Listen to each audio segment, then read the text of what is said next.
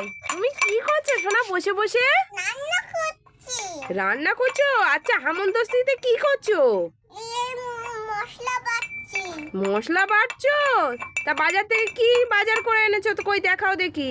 মাছ, ফল, পনির, চিংড়ি মাছ, পনির, মাংস এনেছি, যে লবণ, হলুদ, লবণ সব এনেছি। সব এনেছো?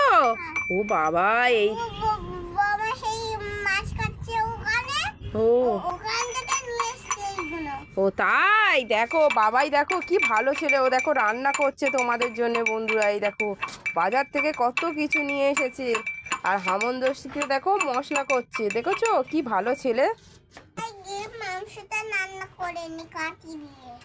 আচ্ছা, তাহলে আমি পরে খেতে আসবো তো। হ্যাঁ, রান্না করে নি, তুমি এখন যাও। আচ্ছা তাহলে ঠিক আছে, তোমাকে ডিস্টার্ব করবো না, আমি তাহলে চলে যাচ্ছি, ঠিক আছে।